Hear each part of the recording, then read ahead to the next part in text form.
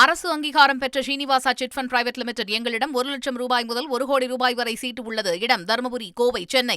ஜனநாயகன் படத்திற்கான அந்த சென்சார் சான்று விவகாரத்தினுடைய விசாரணை மறுபடியும் சென்னை உயர்நீதிமன்றத்தில் தொடங்கியிருக்கு. ஏற்கனவே அதாவது சென்சார் நிறுவனம் சார்பில் பல்வேறு வாதங்களை முன் வச்சிருந்தாங்க.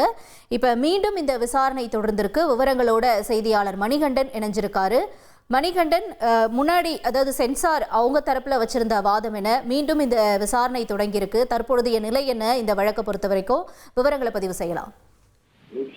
தொடர்ந்து இந்த சென்சார் வழக்கு தொடர்பாக ஜனநாயகன் வெளியீட்டுல சென்சார் வழக்கு தொடர்பாக முழுமையாக சிபிஎஃப்சியுடைய வாதங்கள், அதாவது முன்பு சீஃப் ஜஸ்டிஸ் கேட்கும் போது 30 நிமிடங்கள் தேவை என தெரிவிக்கப்பட்ட நிலையில கிட்டத்தட்ட 45 நிமிடங்கள் வரையில அவர்களது வாதங்களை, அவர்களது கருத்துக்களை முழுமையாக சிபிஎஃப்சி முன்வைத்திருந்தனர். இடையில உணவு இடைவேளை விடப்பட்டு தற்போது மீண்டும் இந்த பொருள் விசாரணைக்கு எடுத்துக் கொள்ளப்பட்டிருக்கிறது. மீண்டும் இந்த கூடுதல் சாலிசிட்டர் ஜெனரல் வாதங்களை தொடர்ந்திருக்கிறார். முழுமையாக நிறைவடைந்ததாக தெரிவித்த நிலையில மீண்டும் கூடுதல் சாலிசிட்டர் ஜெனரல் சில வாதங்களை முன்வைப்பதற்காக தொடங்கி இருக்கிறார். இதற்கு பிறகாக முழுமையாக பட தயாரிப்பு நிறுவனம் சார்பில் ஆஜராகி இருக்கக்கூடிய வழக்கறிஞர் பராசரன் அவரது வாதங்களை முன்வைக்க இருக்கிறார். இதற்கு முன்பாக இந்த உணவு இடைவெளிக்கு முன்பாக இந்த விசாரணையை பொறுத்த வரையில குறிப்பாக நீதிபதிகள் கேட்ட கேள்வி, கடைசியாக கேட்ட கேள்வி முக்கியத்துவம் வாய்ந்ததாக பார்க்கப்படுகிறது.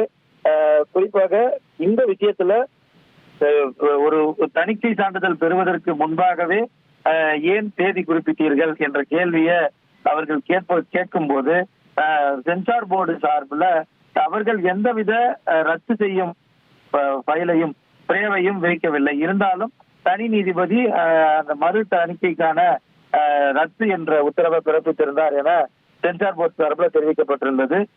இதற்கு நீதிபதிகள் நீதிமன்றம் முடிவு செய்தால் எந்த ஒரு தீர்ப்பையும் அவர்கள் அந்த வழக்கின் மீது வழங்கலாம் என்பதை தெரிவித்திருந்தனர். அத்தோடு அவரது வாதத்தை முழுமையாக சிபிஎஸ்இ சார்பில் முடித்து கொண்டதாக தெரிவிக்கப்பட்ட நிலையில இப்போது மீண்டும் solicitor general, additional solicitor general அவரது வாதங்களை தொடங்கி இருக்கிறார். இதற்கு பிறகாக பட தயாரிப்பு நிறுவனம் சார்பில் அவர்களது வாதங்கள் முன்வைக்கப்பட இருக்கிறது. இப்ப நீதிபதிகள் தரப்புல இருந்து இதற்கு முன்னாடி, அதாவது சென்சார் அவங்க தரப்புல வாதிடும் பொழுது என்னென்ன கேள்விகளை நீதிபதி தரப்புல இருந்து வச்சிருந்தாங்க, அது பற்றின தகவல்களையும் நீங்க பகிர்ந்துக்கோங்க மணிகண்டன். நீதிபதிகளை பொறுத்தவரையில அவர்களது வாதங்களுக்கு இடையே இருக்கக்கூடிய சந்தேகங்களை அவ்வப்போது கேட்டு தெரிந்து கொண்டதை பார்க்க முடிந்தது. அதாவது நான் இப்போது சற்று முன்னர் குறிப்பிட்ட போதுதான் ரத்து செய்ய கோராத நிலையில அதை ரத்து செய்ய முடியாது என சென்சார் போர்டு தெரிவிக்கப்பட்ட நிலையில கேட்கப்படாத கோரிக்கைகளையும் நீதிமன்றம் வழங்க முடியும் என நீதிபதிகள் தெரிவித்திருந்ததை பார்க்க முடிகிறது. அதற்கு முன்பாக பார்க்கும்போது பல்வேறு நிலைகள்ல, அதாவது இந்த வழக்கு கடந்த தனி நீதிபதிக்கு முன்பாக, உயர்நீதிமன்ற தலைமை நீதிபதிக்கு முன்பாக தனி நீதிபதியில ஆஜராகும் போது பிறப்பித்திருந்த உத்தரவின் அடிப்படையில சில கேள்விகளை நீதிபதிகள் வைத்ததை பார்க்க முடிகிறது. அந்த கேள்விகளுக்கும் பதிலா சென்சார் போர்டு தெரிவித்திருந்தது. பதிலளிக்க குறைந்த கால அவகாசம் வழங்கியிருக்க வேண்டும் என்று அவர்கள் குறிப்பிட்டதற்கு படத்தை 9ஆம் தேதி வெளியிட முடிவு செய்துள்ளதாகவும் 500 கோடி முதலீடு செய்துள்ளதாகவும் கூறி உடனடியாக நிவாரணம் கோர சென்சார் போர்டு தரப்புல மறுத்துவிட்டனர். அது முடியாது எனவும் தெரிவித்து விட்டனர். சென்சார் போர்டு பதிலளிக்காமல் அவகாசம் வழங்காமல் தனி நீதிபதி ஒரே நாள்ல முடிவெடுத்துள்ளார் எனவும் நீதிபதி சார்பில் ஏற்கனவே இந்த உணவு இடைவெளிக்கு முன்பான அந்த வாதத்தின் போது, அந்த விசாரணையின் போது நீதிபதிகள் அவர்களுடைய கருத்தாக தெரிவித்திருந்ததையும் பார்க்க முடிகிறது. அது மட்டுமல்லாமல் படத்துக்கு சான்றிதழ் வழங்குவது குறித்து சென்சார் போர்டு தான் இறுதி முடிவு அறிவிக்கும் என நீதிபதி கேட்ட கேள்விக்கு சென்சார் போர்டு பதில் தெரிவித்ததையும் பார்க்க முடிகிறது. இப்ப சென்சார் போர்டு இப்ப வரைக்கும் இந்த ஜனநாயகன் படத்துக்கான அந்த சான்றிதழ் வழங்குறதுல என்ன முடிவு எடுத்திருக்கிறதா அவங்க தரப்புல சொல்லியிருந்தாங்க மணிகண்டன்?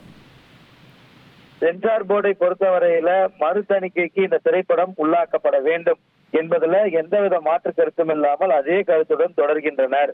ஆனால் சினிமா வட்டாரங்கள்ல கேட்கும் போது இந்த திரைப்படத்தை பொறுத்தவரையில குறிப்பிட்ட நாள்ல வெளியாகாததுனால விநியோகஸ்தர்கள், திரைப்பட தயாரிப்பாளர் உட்பட பலதரப்பட்டோரும் பொருளாதார இழப்பீடுகளை சிந்தித்திருப்பதாக தெரிவிக்கின்றனர்.